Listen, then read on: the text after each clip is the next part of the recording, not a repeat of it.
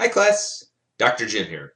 In this lecture we're going to be looking at part of the cardiovascular system. So in this first lecture we're going to take a look at primarily just the blood and the blood products and what your blood system does.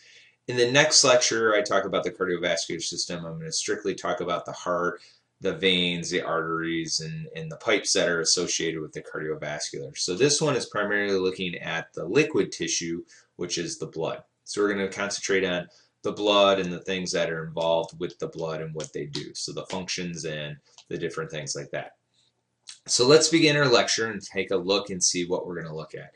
So first we're going to look at the types of cardiovascular systems that both invertebrates and vertebrates have, animals have, to move their nutrients and oxygen around so that they can do what they need to do. The second thing we're going to ask are what are the functions of the cardiovascular system in the vertebrate system. Finally, we're going to look at what is blood, what are the various parts and the functions of human blood. So we're going to look at all three main parts, and that includes the red blood cells, the white blood cells, and the platelets, along with the liquid portion, which is a lot of times the plasma, which is mostly water, but other proteins associated with blood clotting and that. And then finally, we're going to talk about blood types, because I know many of you probably maybe know your blood type or maybe don't know your blood type, but today we'll find out what the blood type means and what that letter means, along with what a positive or negative means with your blood type. So we'll look at all these different things and kind of give you an idea of what blood is. Okay? So that's where we're going today in this lecture. So the first thing we want to talk about is the invertebrates and the type of circulatory system they have. Now, if you remember back to the invertebrates, some have very complex systems and others have very simple systems. And so what we like to describe these systems as is either an open system, which means that they have a heart and then they pump fluid, and then that fluid goes only so far and then they kind of release it over the complete body cavity. And that would be kind of considered an open system because it opens up, releases the blood over all the tissues, and then somehow the blood works its way back to the heart again and then gets released out again. And that's an open system. And you can see that here. So one example of that would be in the grasshopper or in the crayfish that we dissected. And what they have is basically they have these holes into their heart that allow it to pump the blood out, and then you can see it kind of releases out into the system, into the surrounding organs, kind of floods the system in like a pool of blood and releases it. And so typically you either have single or multiple hearts called auricles, and sometimes you do have true blood, but you also have sometimes a hemolymph, which is kind of a blood and a lymph mixture. And we're going to talk about lymph when we get into immunology in the next lecture. So that's the other part of this week, is looking at immunology and lymph, and so we're going to talk a little bit more about that in that lecture there. So if you want to know more about lymph, we'll look at it in that point. Other invertebrates have a closed system, and a closed system means that the whole thing is closed inside of a set of tubes. And so essentially what you have is the heart. So if you look back up here, you look at the heart and it pumps out. You go into a series or small branches of arteries and then capillaries and then to veins, and then you work your way back and you have another system to take the blood back to the heart. And you can see that really blood never leaves the vessels in that sense. It never just gets pumped out and pooled out and then gradually works back to the heart. An example of this that we used was in dissection in the invertebrates would be with the earthworms, and you can see the earthworms had a complete system in which they had the little tiny auxiliary hearts. They had both vessels, both a dorsal vessel and a ventral vessel, and they brought blood to and from the heart. And so that's kind of a closed system when you have a system where the blood stays inside of tubes and never kind of gets pooled out. Now, as vertebrates, all animals that have backbones, they all have a closed system. Now, the only difference between the vertebrates is how many chambers of the heart do they have. And so in the earlier vertebrates, like the fishes and maybe even some amphibians, what you actually see is that you see a two-chambered heart. And so they have basically an atrium, which brings in the blood, and then a ventricle that pumps it out. Okay, and so this is an example that we see in fish all the time, two chambers where the blood, the unoxygenated blood comes in, goes into the ventricle and gets pumped to the capillaries, which leads to the gills, and then again, gets oxygenated and then pumps throughout the rest of the body, goes through. And you can see this is a closed system because all the pipes lead back to the heart. Okay? Bigger or newer vertebrates then start developing a three-chambered heart where they actually have two atria and one ventricle. Now the problem with this system, and you might see this already based on the colors, is you can see that the veins bring in the blood to the atrium pumps into the ventricle, and then the ventricle pumps out either to the lungs or gills, depending on the vertebrate, or it pumps out to the body.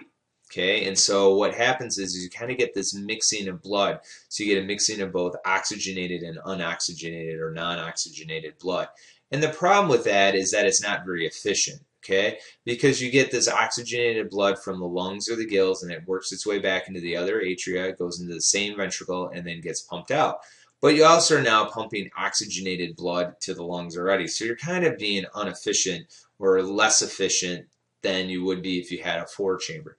So most of the upper vertebrates, or what we consider upper vertebrates like the birds and mammals, have a four-chambered heart in which the non-oxygenated blood comes into the right atrium, goes to the right ventricle, gets pumped out to the lungs.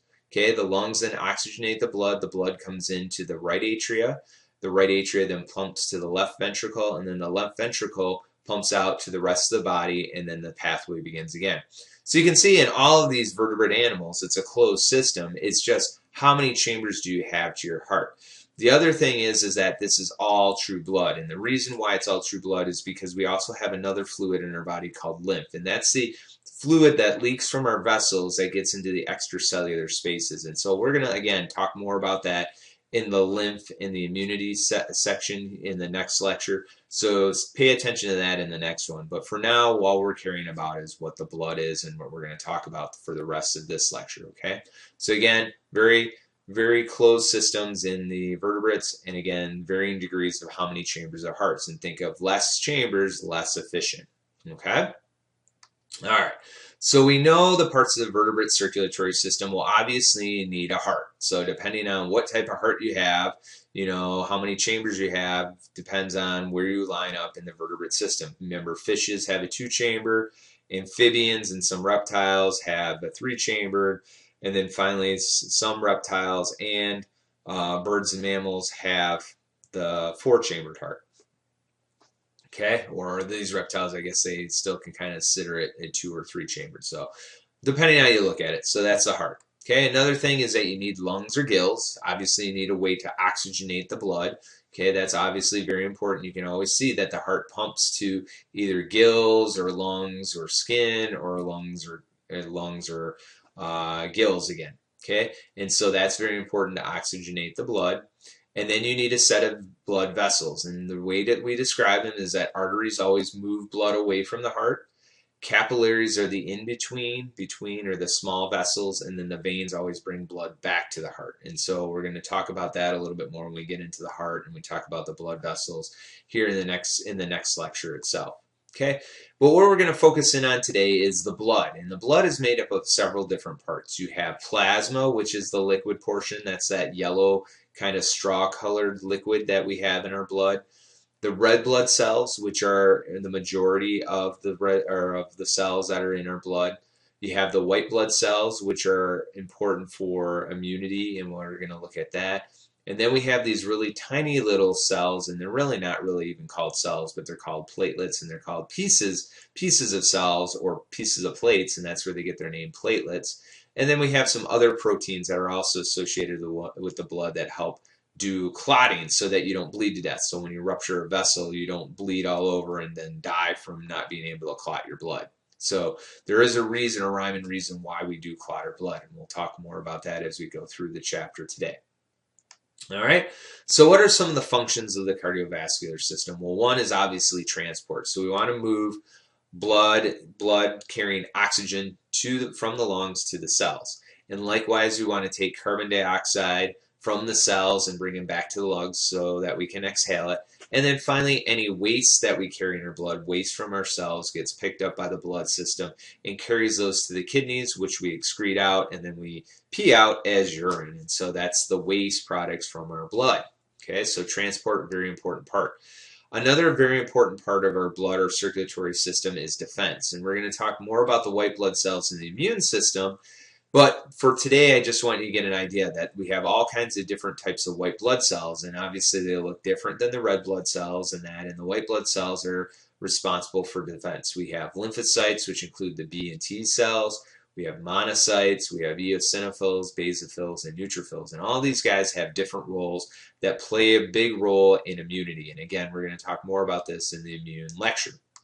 The other thing we have are blood clotting, and this includes the platelets, which are small pieces of cells, and then we have these clotting factors, which basically plug the holes. So when you rupture a vessel or you break a hole into the vessel, you can basically plug the hole very quickly so that you don't lose all the fluid out of your vessels, and that's important. So again, clotting factors very important, platelets very important, and we're going to talk a little bit about what blood clotting is and how we actually go about doing that here in this chapter.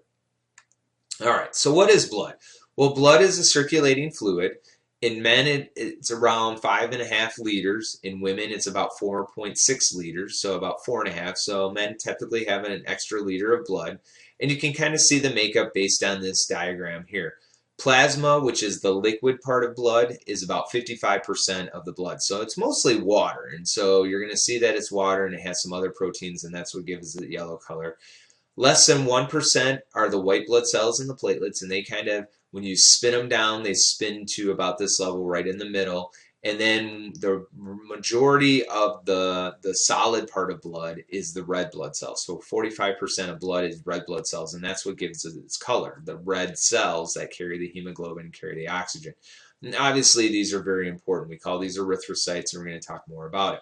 Now, some of you might have a question. Well, I go and donate my blood. Well, how much actually do I donate, and how much of it, do I bleed myself dry when I go to donation? Well, when you do donation, you typically donate a pint, and that's about 473 mils. So you actually donate about 10% of your blood when you give a donation. It's not a lot, and obviously some people have an adverse reaction. That's why they put food there after you get done donating, so that you get some cookies and you get some juice, and the reason for that is to make sure that your glucose levels stay normal and that you don't have that feeling or actually pass out because of the donation of blood. And so again, that's a very important part. And again, I highly recommend, donating blood. It's not something to be afraid of. However, there are weight restrictions and things like that. If you're below, I think it's 110 or 115 pounds, you're not allowed to donate blood. Obviously, if you're pregnant, you're not going to donate blood or anything like that. But for the majority, most of the population can do it. If you've been to certain countries, you might not be able to donate, and other things like that. So it all depends on the rules. And obviously, if you go somewhere like the American Red Cross or the Blood Center of Wisconsin, which is here in Milwaukee, and that if you donate there, they're going to give you the set of rules and regulations on how they donate. And again, the interesting number is, think about this, 43,000 pints of blood are used each day in both the United States and Canada. And so that's a lot of blood that they need. And so that's why you always hear the radio ads and everything else to please donate blood. People need the blood. And so it's a very important process. And again, very important to supply people of those that are in need. All right. So what is plasma? So plasma is the clear straw liquid color. Okay, it's kind of that yellow or orange kind of color. 90% of it is water, and it contains a number of different molecules that are either kind of involved or kind of incorporated in that liquid. And that also means oxygen, carbon dioxide, glucose, amino acids, enzymes, antibodies, and hormones. And you can actually donate your plasma. And so what they do is they actually pull the blood, they pull a pint of blood, and then what they do is they spin it down and they take the plasma from it, and then they pour it into these bags, and basically then you can donate someone's plasma. And again, the reason why you do that is to get certain proteins and other things out of it that maybe people are lacking, and so that's why you would donate that. And again, I think if you donate plasma, you actually can get paid for that. And so don't quote me on that, but I think, if you're looking for a little extra spending cash, you can go in and actually donate plasma and actually make a little money off of that as well. And again, it's an important process that, they do at the blood center as well. Okay. what are some of the plasma proteins and other things that are in there? So one of the reasons why you have proteins in your blood is to keep the water in the plasma. So again, it's kind of that osmolarity. You got stuff in there, water is going to be attracted and stay in the blood. So keep water in the plasma. It also functions in blood clotting, and these include albumins, globulins, and fibrinogen. And these are all important proteins that are inside the blood that allow us to, maintain normal homeostatic control of our bodies. And again, very important for our blood to have these things. Now, the other thing is we have buffers, including one of them called bicarbonate, and that is to maintain the pH of blood. And so again, that's if you get exposed to certain chemicals, you take drugs, or if you eat certain things, you don't move your blood pH one way or the other. It helps maintain the osmotic pressure. And you can see a happy normal pH is actually in a very small range. Your blood should be in the range of 0.73 pH to 0.745. Okay? If it goes below 0.73, we go into the state called acidosis. And if you drop below 7, you get very critical, and that can lead to death. Likewise, if you go above 7.45, that's now alkalosis, which is basically now where you're now basic, and that leads to 7.8, and then anything above that can lead to death as well. So we maintain our blood pH at a very critical level, and anything that moves it one way or the other can cause serious effects. And so we have these buffers to maintain that pH, and if those buffers go bad, then that's when we go one way or the other in the range. And so that's something to kind of think about if you remember from the beginning of the semester when we talked about pH. Now, another important part of blood is the erythrocytes. And erythrocytes are the red blood cells. Okay, they have no nucleus, so you can kind of see they kind of look like a donut from the outside, and you kind of see they're missing their nucleus. And the reason for that is because these are cells that don't last very long, and they don't replicate. So they don't need to replicate and make new blood cells. You actually make new blood cells in your bone marrow and that stuff, and that's a whole nother story. But these cells don't require a nucleus because they don't replicate themselves, and they want to have as much space as possible to carry as much oxygen as possible. They're responsible for transport of oxygen and carbon dioxide, and the molecule that these red blood cells have is hemoglobin, and that requires iron. And so you can see here's a molecule of heme, okay, and the iron is in the middle. And again, this kind of sits in the middle of these different hemoglobin molecules. So you can kind of see here's the heme molecules in between carrying the iron, and everywhere the iron is, that's where the oxygen can bind. And so you can see you have 4 subunits of hemoglobin. All right, and that when you increase the number of red blood cells, you can increase the more concentration of oxygen. So that's why athletes train at higher altitudes. The reason why some of these runners do so well is because they train at very high altitudes. They naturally have more red blood cells because oxygen is more scarce, so it forces the body to make more red blood cells, and now they can carry more oxygen throughout their body. Typically, your red blood cells have about a 120-day lifespan. Once they've lasted that long, your body, your liver, and your spleen will remove the old red blood cells and move them out of circulation. And then your bone marrow, which is in between your bones, makes new red blood cells all the time, and so it's constantly being replaced. So you take out the old ones and replace them with new ones all the time, and that's an important process. Okay.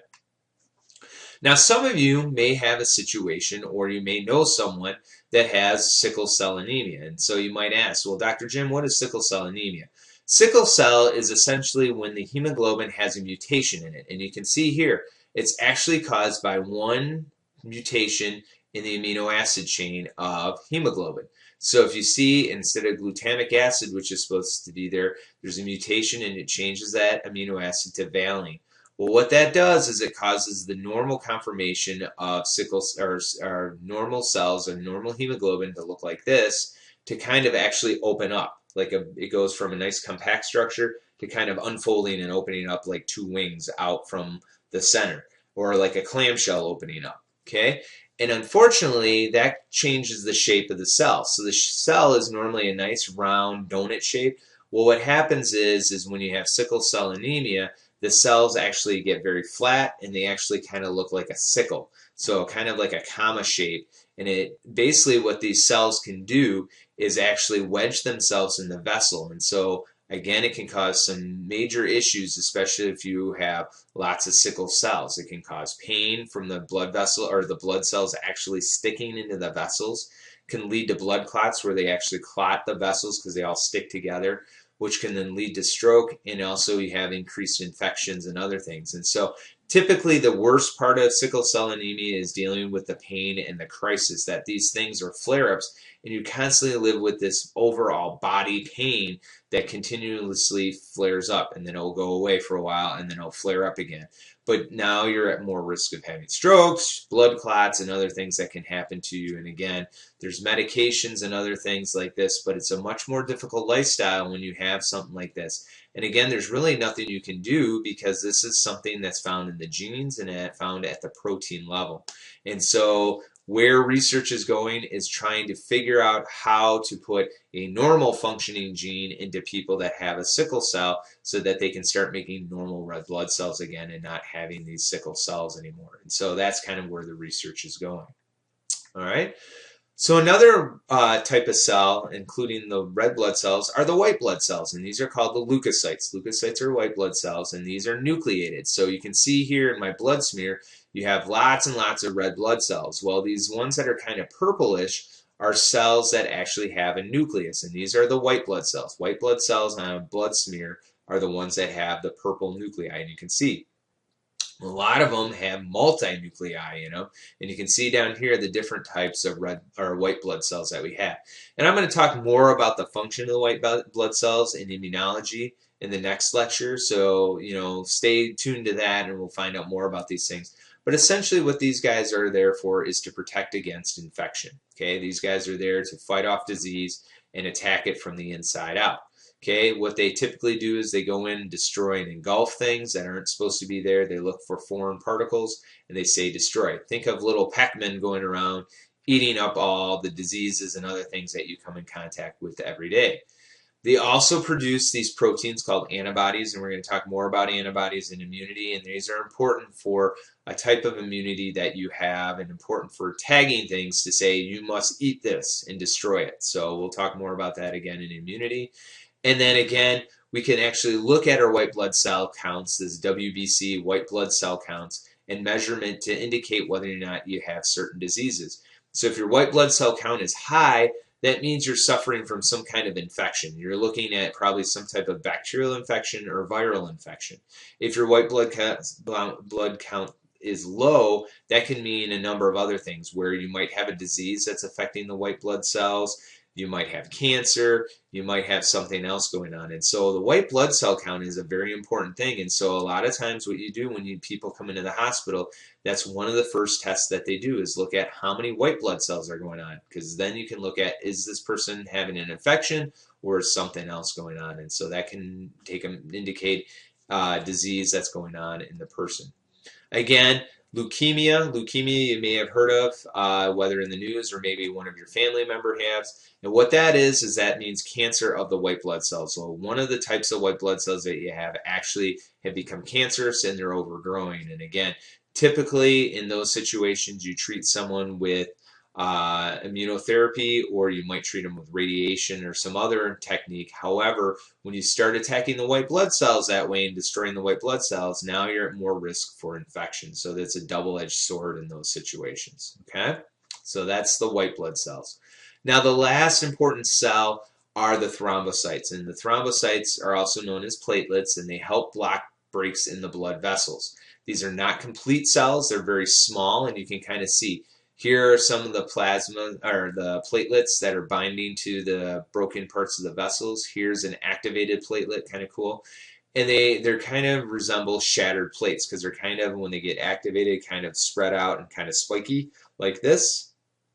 And they're about half the size of the red blood cells. And so what they do is they come in and they start forming a clot. So they get activated and get the red blood cells going and also the fibrin to help plug the hole so that you don't bleed to death. And so that's an important part of blood clotting.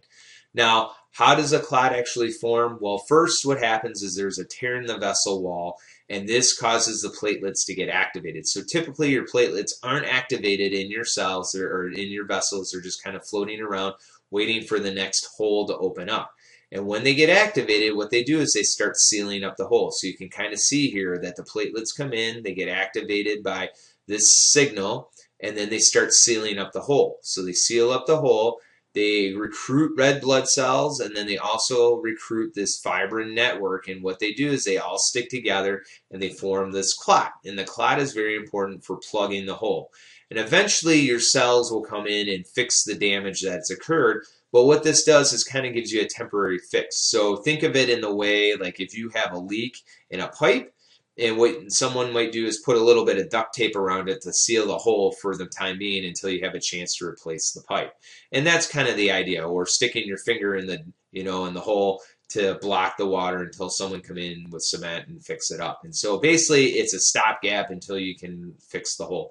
And so these guys are very important in making sure that you don't have leaky blood vessels. All right. But this can lead to some coagulation disorders, and one of those can be blood clots. Okay, blood clots can occur if you have plaques or fats deposited on the cell wall. It can basically trigger, if this ruptures, can trigger the platelets to become activated. And even though you don't have a tear in the blood vessel, what it will do is it will plug this hole here, plug the vessel, and the blood can't get through. Down here, you don't have blood anymore, and it leaves the blood, or you don't have blood getting to the heart. And so what it can cause is death to these cells because they don't get oxygen. The cells start to die, and that's what a heart attack is. It's basically the time when your heart does not get enough blood. The other thing that can occur is strokes, and strokes are basically heart attacks, but of the brain. And so typically you get the strokes somewhere in the couple of vessels that are running along the side. You have the carotid arteries that go up to the brain, and you have the jugular veins that come down. Typically, it's the carotid arteries that get blocked, and one or the other gets blocked from this type of thing where the blood clots are formed, and then that causes the brain to be starved of oxygen, and that leads to a stroke. You can also have blood clots in the brain themselves, and that can lead to a mild stroke, or even a very large stroke, depending on how many vessels or how much brain tissue is affected by these clots. And that's a typical thing. Now, you can have a blood clot, and what happens is, kind of think about the pressure. So if you think of a pipe and you put a plug in it and the water builds and builds and builds, sometimes you can blow that plug right out and come down the vessel. And that's basically what an embolus is. An embolus is basically when you have a clot that breaks free and now travels to the rest of the body. And so what that can lead to is, like, let's say you have a blood clot in your heart or maybe in your leg. That blood clot can come up and end up in your lungs and actually clot part of your lungs, and can cause serious problems with your lung tissue and eventually kill the lung. And so it can be very life-threatening. And so you hear all the time people with blood clots and that stuff in the legs, they're monitoring them and want to be careful that the blood clots don't go to the heart or to the lungs, so they can cause serious damage to those tissues. And so that's an embolus. Okay. And again, an embolus is a clot breaking free and lodging in another area. Now, some of you may have been tested for factor V Leiden. This is a blood coagulation disorder that about 5% of the Caucasian population has, which can lead to increased blood clots. And again, this is something where it's in a protein that becomes activated and triggers the clotting cascade. And so if you have this situation, your body doesn't normally respond as it would, and you actually make more blood clots than you would normally would. And so factor V Leiden is something they test for when you're pregnant. Now, the opposite is true too. Sometimes you don't clot your blood, and one of these disorders is called hemophilia, and that's basically where you're missing one of the factors that clots your blood. The factor's factor VIII. And so what happens is, if you don't have it and you rip your vessel, the blood just keeps pouring out, and there's nothing there to clot the blood. Okay, and so it keeps leaking, and you could bleed to death. Now, they do have therapies where they actually give you the protein back, and so now you can clot your blood and you don't have to worry about bleeding out. Another type of bleeding disorder is actually thrombocytopenia, and that's where your platelets drop dramatically low. And this can be causes from infection, other things going on, like if you're taking certain medications and other things like this, that can actually drop the platelet count to very, very low levels.